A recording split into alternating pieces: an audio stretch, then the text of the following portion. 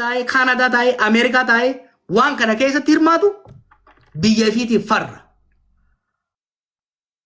Kana warri community illee of eeggannoo godha. Biyyoota lixaa keessatti ilaalcha farra baqataa anti immigrant sentiment bal'aa dhufaa jira. Faranjiin sababa barbaadu jirtu walitti qabdee bikka irraa dhufanii isin gad naquudhaaf. Gaafa amalli kun keessaa mul'ataa dhufe they will have excuse. Osoo hawaasa keenya hunda walitti qabanii ergin baalagee akkanaa kana takka takkaan adda baafnee poolisa biyyoota jiranii wajjin wal taane immigreeshin biyyoota ta'anii wal jiranii wajjin wal taane gadi guurra. Lammiidhaate lammummaa Jarmaniin qaba lammummaa Kaanaadaan qaba homaan ta'u you will see. Biyyoota faranjii keessa seerri jijjiirama dhufaa jira. Revocation of citizenship. Trump nama meeqa akka citizenship irraa fuudhee beeytanii? Takka takkaan irraa si guursimnaa jechuun citizenship kee hidhamteet darbamtee cittoo hooqqatte qeetti galte. Qeetti immoo hoggaa galte nama si awwaalulee argattu. Arraba kiyyarraa rifeensa fuudha. Jookiin akkanaan jiraatu jechuudha. Umaan goota maal nuu? San qofaami. Hoggaan nuti asiin tuyni abii deeggarra. Biiti bartaa abii qofaa miti. Namni adda jeetu barfira qaba. Eessa dayita bara artummaa fursee galta baddeessa galta balballeetti galta. Bikka dayitetti si jala seennaa jechuudha. Bikka dayitetti si jala seenna. Takka takkaan warra akkana godhu kana takka takkaan liistii isaanii ni qabna. Takka si dabalee waan na gammachiise waan na aarseetu isin himeeti waan na gammachiise. Ijoollee kana takka takkaan saaxilee fakkeenya eegan kalee maxxansee booda bilbila jijjiirataa turan. Hogguma isaan bilbila jijjiiratan naa dhufu akkasuma eenyurraa rafa beektaa? Dubrii isaa, obboleettii isaa, obboleessa isaa, aayyoo isaa. Tokkorra aayyoo isaatii bilbilee gurbaa kana keessaa nambisinii maqaa na nyaate. Kun maal si garsiisa? Ijoollee waslaattaan tun ganda fiitii miti maatii fiitu bakka bu'anii jechuudha. They are shameful. Qaaniidha jechuudha hawaasa isaaniitti jechuudha. Kanaaf maal goona fayyadu waan irra geenyu isin himeetiin jira waan godhu deemu takka takkaa isaaniitiin. Jawar galatoomi xiqqasho biyya Arabaa kana tara hedduu waan deddeebi'eef muuxannoo qobooyeetti irraa bakkoota rakkoo jiran sii kaasa. Yeroo amma namni akkata asirratti haasa'u ijoolleen biyya Arabaa kanatti yeroo hedduu akkanuma keessattuu waggoota sadii arfan kana akka malee wal miidhaa jiranii jaarsummaan ima taa'amaa waluma deebi'an. Akkuma kaleessa haasayamee guyyaa sadi booda ajandaan kun qabbanaa namni kun walitti hin dachaaneef akka kiriir ta'uuf ka dogoggora waan akkanatti seeni akka of qusatu yakkamaan akka seeraaf dhiyaatuu danda'u fakkeenyaaf amma Suudi Arabiyaa kana keessa rakkoo walumaa galatti jira bakkootiin ijoolleen keenya rakkoo walirraan geessan gosa sadiitti jira.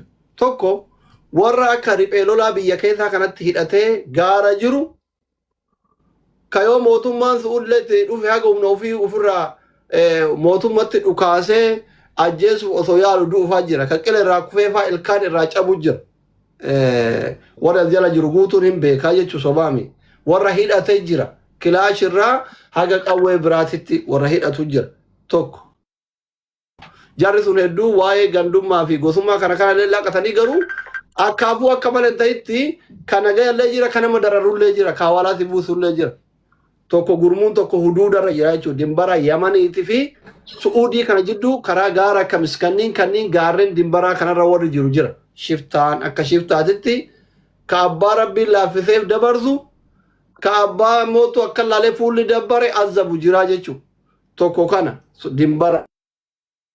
Lammata naannoo amma karaa waadii kana karaa kamisiin gabbaanii karaa taslis kana karaa waadii kana ilaa birkaatti bakka miskiinni dalagaa itti eeggatu jira akka kaayidaa magaacaa biyya kennaa sanii mahaxxaa waan jedhamu jira.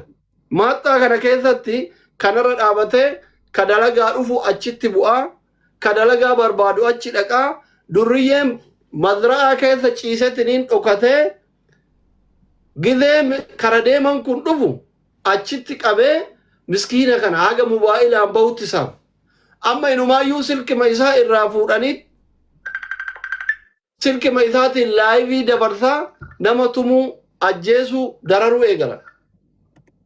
Inni shiftaan lammaffaa shiftaan kun waan shugguxii xixiqqoo fi saanjaa qaba warri maaxxarraa kunniin waadii dawaasir kamisirraa gadi waadii dawaasirirraa haga birkaatti warri jiru kun warra saanja fi haga shuguxii xixiqqootti qabu warri guyyaa rafaa oolee halkan yoo fedhe bakka miskiinni dalagatutti dhaqee akka biyyatti shiftaan nama godhu kanatti miskiina guyyaa re'ee jala deemaa oole kana irribaa kaasee ruuza bilcheessisiisa.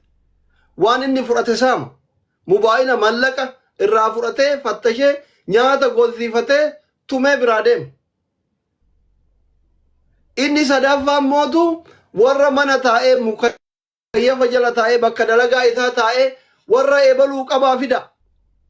Fakkeenyaaf amma anaaf Hamzaa yoo wallolle deeggaraa kiyya fakkaatee yookiin deeggaraa Hamzaa fakkaatee Hamzaa keenya tuqee qabii fidi aslii keenya tuqee qabii fidi yookiin arsii arrabsee warra eebaluu qabii fidi warra eebaluu arrabsee warra eebaluu qabii fidi jedhee warra iyyeetiin lafa balleessee miskiina wal tumsiisu. Gochoonni suukaneessan yakki suukaneessan kun gocha kana karaa kana sadiin raawwatama. Wantoonni sadiin kun akkamitti step by stepin tarkaanfiin irratti fudhatamuu danda'ama. Fudhachuun danda'ama. Waan kanatti ibsa godhime. Ayyee galatoome laal maddi furmaanni waan kanaa isin harka jira ummata keenya harka. Ummata biyya Suudii jirtanii fi ummata Oromiyaa jirtan. Ijoolleen waan kana godhan kun hedduun isaanii warra seera ala takka bosona jiru takka bakka adda addaa jiru. Gariin seeraan qaban. Gaafa isaan waan akkanaa godhan bakka isaan jiraatanii fi bilbiluma isaanii qofa naa ergaa. Naggurra qabsiisee buusisa. Walii gallee ijoollee baalagee akkanaa harkarra hin qabina. Maaliif amma tokko deeggaraa keetii barnaan jedhan si faarsoo ture. I don't care maaliif ilmoo haadhatiyyaan taane. Miskiina ajjeefnaan miskiina nyaatee gara hin qabne kadheebuudhaan kokkeessaa goggoyitu. Miidhaa irraan geessifnaan maaliif diina bineensa kun maaliif inni tokko miskiina zollamu jira. Lama namummaa fi oromummaa teenya nurra busheessu jira. Ankalee mataan shirna jechuu kaate viidiyoo sana hunda laalee. Maaliif ani yeedin jira beektaa maqaan kiyya naasuun qabu amata kudha meeqaan waan kana laalu jiraami. Geedaa Joosaffaa Afaan Barre ijoollee cafaqaatiin na dhageessisu turanii. Argeetiin jira rakkoo meeqa jechuun viidiyoon na biraan dhufne hin jiru. Ta'ammaa garuu is beyond kun immoo itti yaadamee godhamaa jira Oromoo. Wanni amma godhamaa jiru kun ijoollee rakkoo keessa dabarte ijoollee sammuun shirjeettetti fayyadamaniiti Oromummaan Oromootti akka hadhooytu.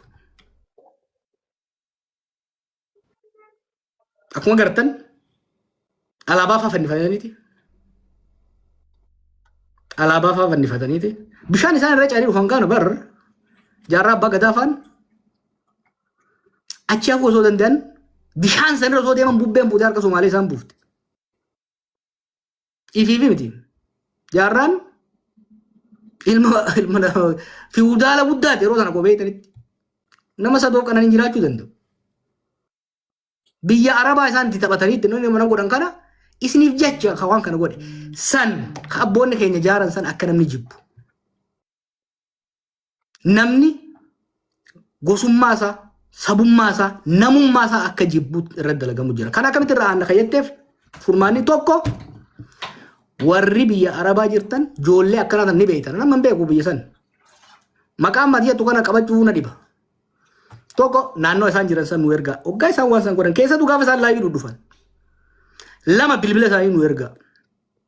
Maaliif tokko laafaadha bara amma warra biyyoota Arabaa kanaan walitti haasa'anii sin dhabamsiisuun laafaadha. Baay'ee ijoolleen bosona keessa jirtanii xiqqoo qawwee qabanneeti uumaan taanu jettan kun akka dur makiinaan isin ari'an. Na dhageessanii gurra sirriin dhageeffadha. Akka dur makiinaan isin ari'an. Gaafa asliin faana achi dhaqan makiinaan ari'uu danda'an ta'a. Amma durooniidhaan dhukkee isin irraa kaasan. Ammaa wanni gaafachaa ture isaan keessaa ammaa tokko wanni harka irra qabanii maali beektaa? Uummata Oromoo uummata Itoophiyaa kanaatu nutti dallanaaf malee akka isaan badii walirra dalaganiif yakka isaan achi keessa dalaganiif. bara mani kaanu nyamma warma suudi ka amma dura jolle waa itti murtaa'e mana hidhaa jirtu nu baasaa nu jala ajjeesina innee kadhataa turre saniini amma immoo wanjalanyaan nurraa qabaa jechaa jirra. Bara waan hin taane nu dhufee jiran. Can you imagine this? Waggaa meeqonni jechaa ni turre. Yaaboo ofii godhaa fi namoota nu jalaan ajjeesinaa jechaa kadhachaa turre. Yaaboo maal jechaa ni jirra. Aboo jarri keenya kaachira akkasuma wal ajjeesaa jira wanjala warra hojjetaa jira. Nu adabaa jechaa ni jirra. Barkaalee sitti himnee jarri kee dalagaa dalagaa. Jarri wal ajjeesaa lammii keenya ajjeesaa. Biyya teenya balleessaa jiran nu jechaa jiran. Hagamta akka kanuma qaanessu eegaa rabbii jaati. Kanaaf tokko isin warri alaa jirtan biyya san jirtan bilbila isaanii bakka isaan galan qe'ee isaanii mana isaan galan nin beekan Oromoo xiyyeessitu nin beekan namni tokko kophaa jiraachuu hin danda'u biyya tam keessattuu waliin jiraattan. Gaddaafaan akkasinitti hin dhufne. Gaafa namni fagoo tokkomee isin bira dhufan nama mana san jiru hunda guuranii deemanii beeka. Yoommoo ifirraa himtan tokko furmaat kan warri biyyaa hoo ijoollee deemtona gorfadhaa. Ijoollee deemtona gorfadhaa. Yoo isaan baditti galan gosa tiyya qeetiyya dubrii kiyya ilma kiyya jeenaatiin nutti hima qaama dhimma ilaallatu wajjin adaba qabsiifnaa jechuudha. Kanumaan jaa namoonni biraa